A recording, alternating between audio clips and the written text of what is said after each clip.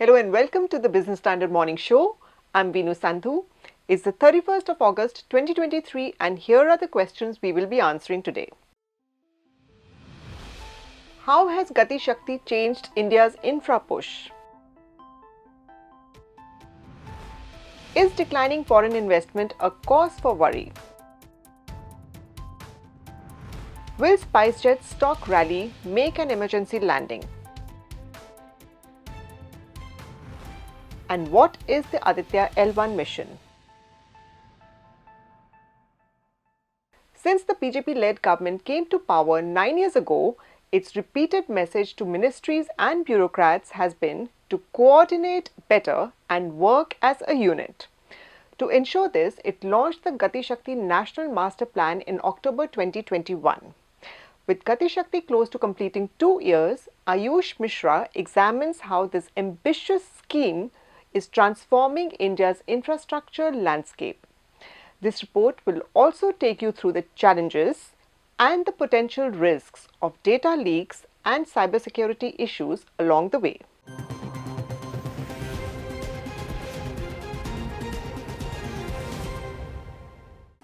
The concept of Gati Shakti was first articulated by Mr. Modi nearly 15 years ago when he was Gujarat Chief Minister around 2008. And it's not just about knowing that a road is going to be built, so if there's somebody else who wants to lay a optical fiber cable or he wants to lay a water pipeline, he should do it in advance so that the road is not dug up again and again and again, which used to be a pain point we have all experienced. Brand new, fresh road. We're very happy to travel on it for a few months. And then you see, oh, it's all broken. Why?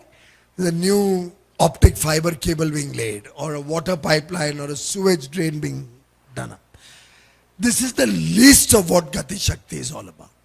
These are all the, what you call, very, very peripheral incidentals thereto type of things, which also the country will benefit with better planning.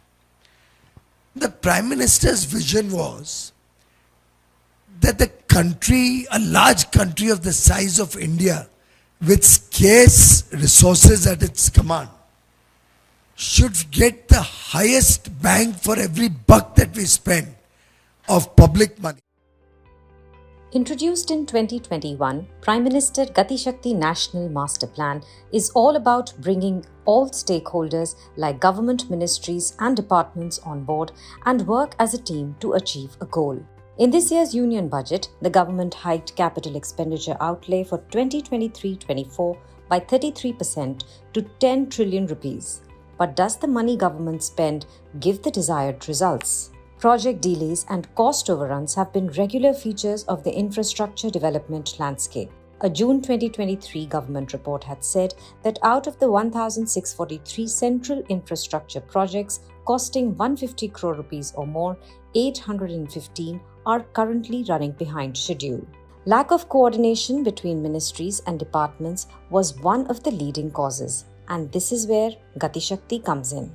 While speaking at the Gati Shakti Connect event organized by Business Standard on August 28, Union Minister of Commerce and Industry, Consumer Affairs, Food and Public Distribution and Textiles, Piyush Goyal said that the idea is to demolish silos and barriers between all the stakeholders. The PM Gati Shakti plan was developed by Bhaskaracharya National Institute for Space Applications and Geoinformatics on a geographic information system platform wherein data on specific action plan of all the ministries and departments is incorporated within a comprehensive database. If we were to map all the available resources and all the data points of the country's existing topography, existing infrastructure, existing utilities, we would be able to plan smarter, we would be able to implement smarter,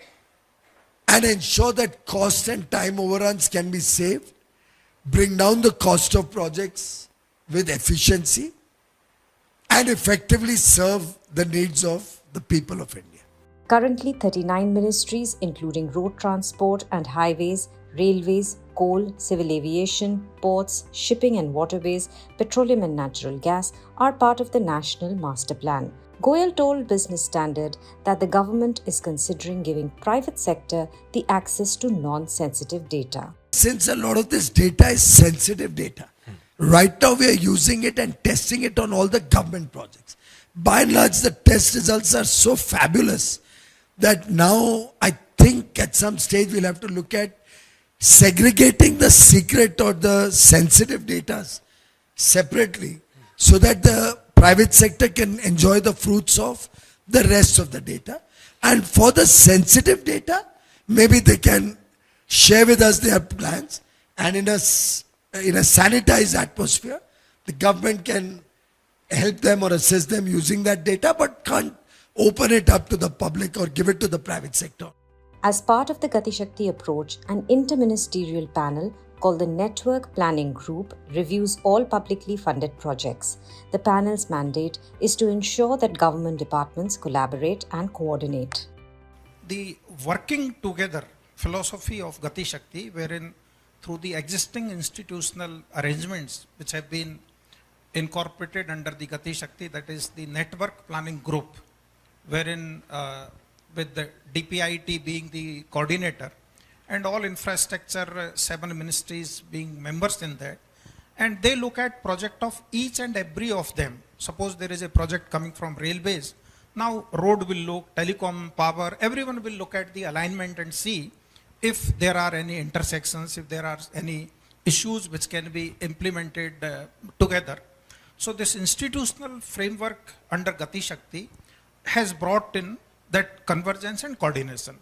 The Network Planning Group is chaired by DPIT, so the Special Secretary chairs that.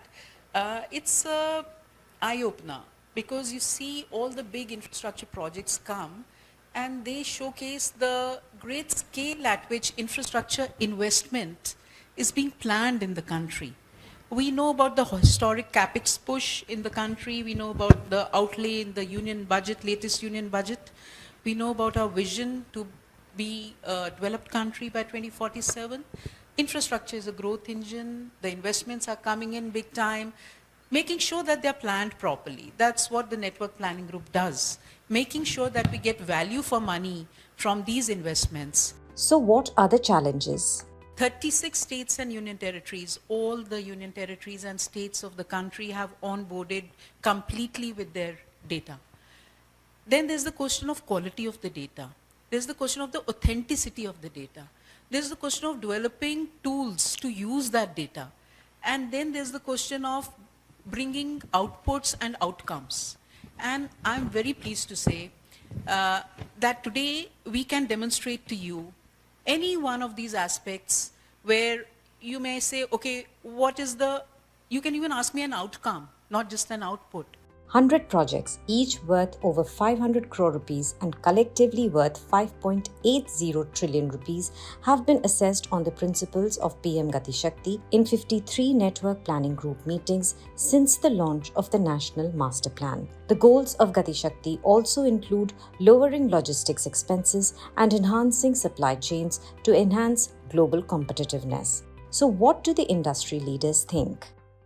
Best part of the Gati Shakti, what Mr. Gupta has already covered, is the pooling of the resources, or rather optimization or integration of the logistics sector, where the road network should be strengthened, where the rail sector has to be strengthened, the last mile connectivity for the port to the rail, is it important, or only the road widening itself will be the sufficient?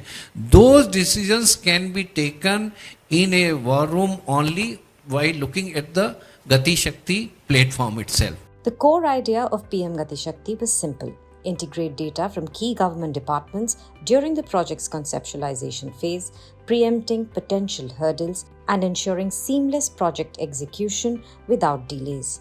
However, storing vast amounts of data can pose a risk of data breaches. Let us listen to what Piyush Goyal has to say. This data is leaked out by somebody and it goes into the hands of, let's say, wrong elements.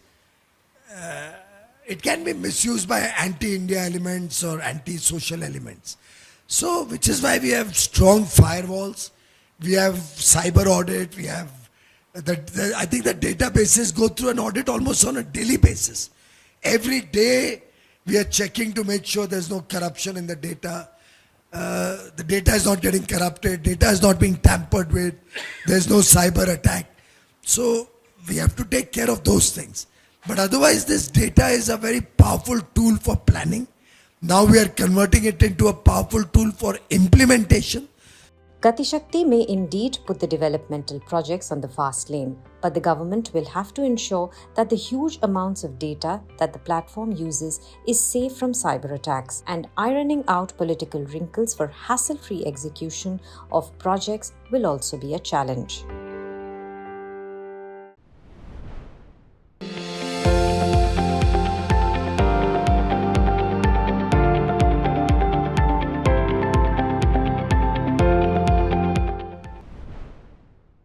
Finance Minister Nirmala Sitharaman recently said that building infrastructure and attracting investments will be the key focus area for India over the next 25 years to make it a developed country.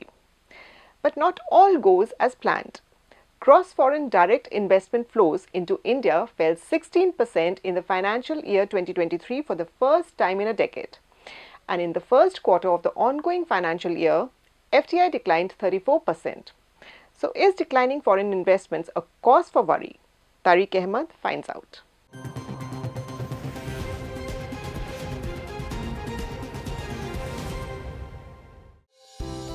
Foreign direct investments, or FDIs, are important contributors to the economic development of emerging economies like India. To attract FDI inflows, India has been improving ease of doing business along with the introduction of production-linked incentive schemes under several ministries. Until last year, these initiatives were successful in increasing the FDI inflow to the country. But for the first time in a decade, the past year witnessed a 16% contraction in FDI inflow. Prior to that, FDI inflow to India went up by 20-fold from FY 2004 to FY 22, reaching an impressive $83.57 billion from $4.3 billion. But in FY 23, the FDI inflow plummeted to $71 billion. The first quarter of FY 24 also followed the trend of falling FDI inflows.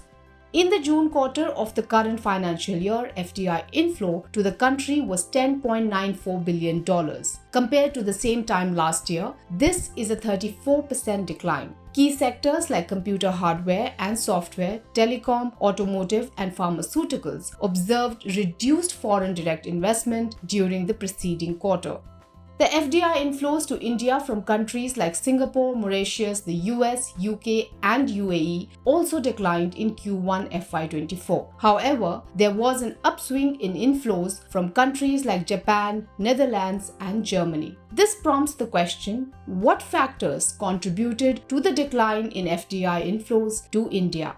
There are uncertainties, post-pandemic, there are uncertainties. The recovery, as the investors see it, has not been up to the mark, and this year 23 could actually be worse. So if you look at the overall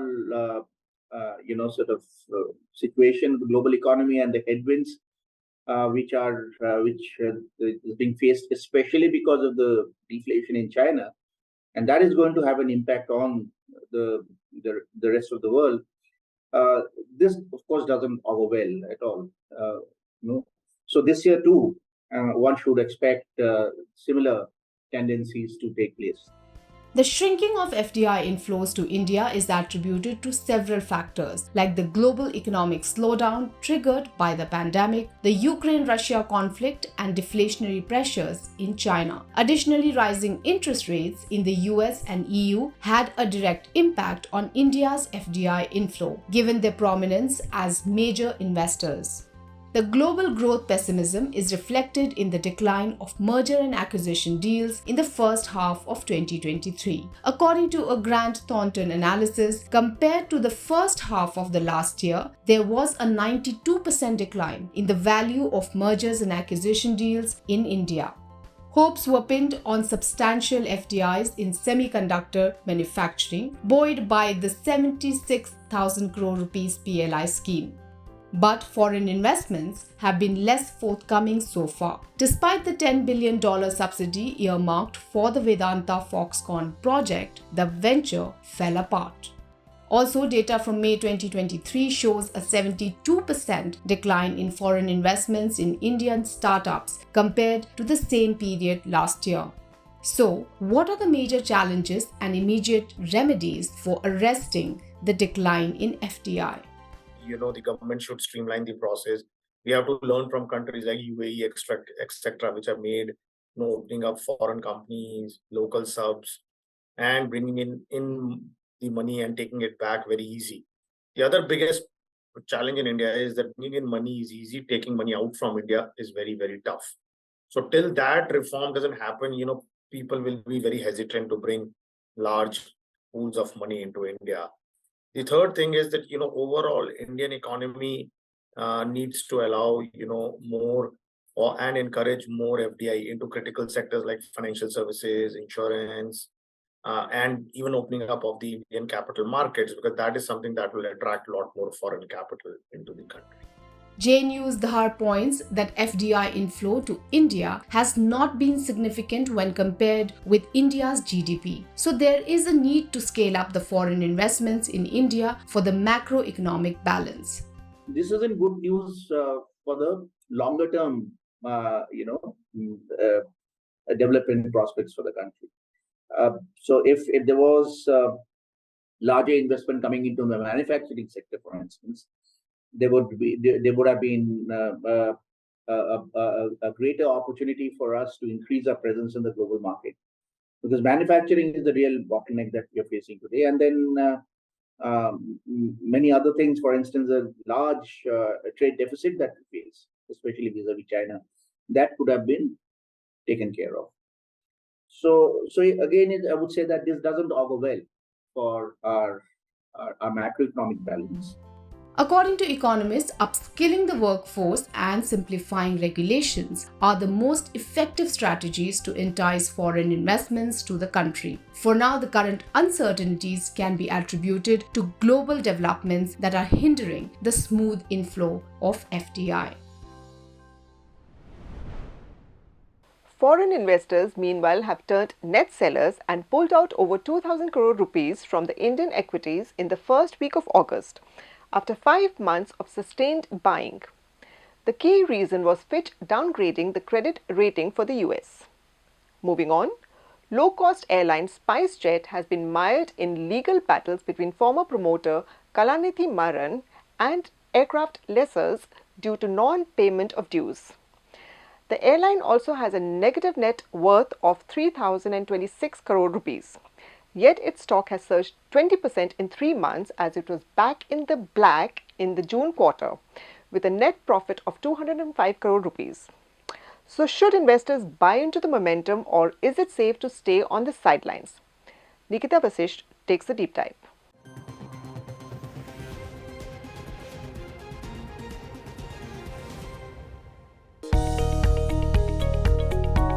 Shares of budget airline SpiceJet have been flying high at the bourses. Over the past 3 months, shares of the airline have zoomed 20% on the back of likely fund infusion by Chairman Ajay Singh and a solid profit in the April-June quarter. By comparison, the benchmark S&P BSE Sensex is up barely 3.5%, while peer firm Indigo has advanced 7% over the period. Yet, analysts say investors need to take this flight with a pinch of salt. The odds seem to be stacked up against SpiceJet as of now. There is a looming risk and concern of contingent liabilities arising out of debts that have not been settled against the aircraft lessors. Apart from that, even if the financial issues are ironed out, which, by the way, is not seeming as straightforward right now, there is a lot of operational turnaround that will need to be undertaken. For the April to June quarter of FY24, the low-cost airline reported a standalone net profit of 205 crore rupees as against a loss of 789 crore rupees reported in Q1 FY23. Its revenue from operation, however, decreased to 2002 crore rupees from 2457 crore rupees year on year, with operating expenses falling to 1291 crore rupees. Its total liabilities excluding lease payments were around 13,150 crore rupees. Analysts believe the strong bottom line in Q1 FY24 could have stemmed from the reduction in flight operations, which reduced expenses for the company. On the legal front, SpiceJet is mired in battles against former promoter Kalanathi Maran and various lessors. Against this, how should investors trade in the counter? Now, whether the profit and equity infusion will be enough to revive SpiceJet, it is too early to say, and we will need to see traction coming from the company to improve its operational efficiency and reduce its costs. And we also have that legal tangle with the Maran Group, which needs to resolve. While Bolenchkar believes incumbent investors should continue to hold the stock as the booming tourism sector will support the near-term rally, others believe investors should avoid the stock for now given the precarious financial position.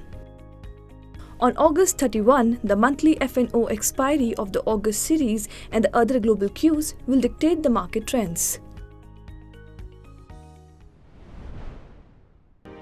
He's making plans for an early retirement. Business Standard.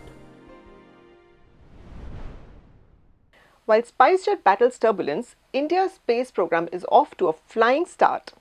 After a successful landing on the moon, the Indian Space Research Organization is set to send a spacecraft to study the sun.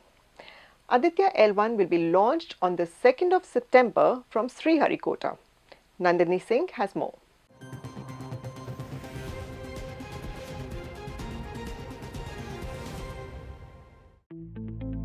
Just 10 days after scripting history by landing near the south pole of the moon, the Indian Space Research Organization is set to launch its spacecraft to study the sun. Aditya L-1 will be launched on September 2 at 11:50 a.m. from Sriharikota.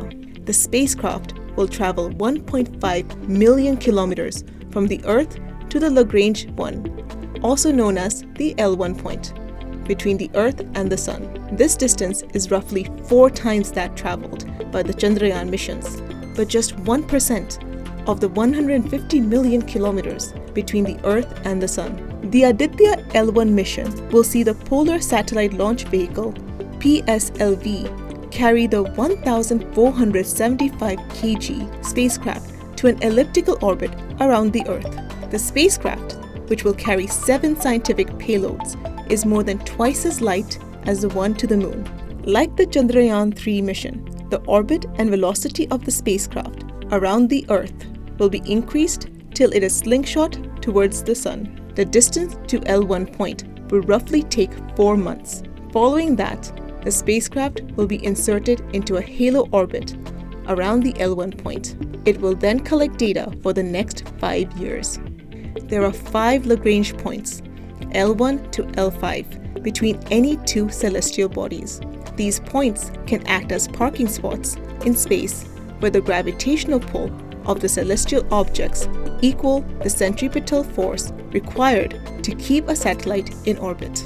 This means that satellites placed at Lagrange points do not require a lot of fuel to remain in position. First, getting to Lagrange 1 places a spacecraft at a point beyond the moon between the Earth and the Sun. This provides the spacecraft with an unobstructed view of the Sun, even during events like eclipses. Second, with the mission covering only 1% of the distance between the Earth and the Sun, the payloads will be able to look directly at the Sun. Primary goal of the mission is to gain a better knowledge of the star closest to us and how its radiation, heat, flow of particles, and magnetic fields affect us. The payloads on the mission will study the upper atmospheric layers of the Sun, called chromosphere and corona. They will study the expulsion of plasma and magnetic fields called coronal mass ejection. The magnetic fields of the corona, as well as the drivers of the space weather, will also be studied. Because the Sun is the nearest star to us, It can be studied in much greater detail than others. Studying the sun can also help us learn more about other stars.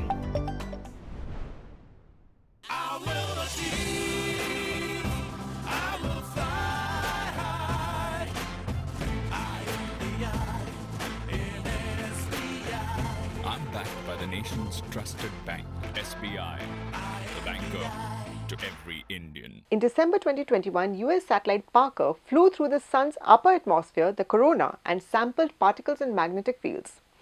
NASA claims that this was the first time ever that a spacecraft touched the sun.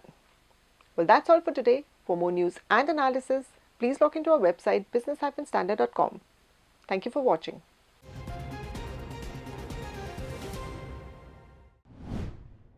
If you like this video, share it and subscribe to Business Standard. For more news, views and insights, log on to www.business-standard.com. Do also follow us on YouTube, Twitter, Facebook, Instagram, Telegram and LinkedIn.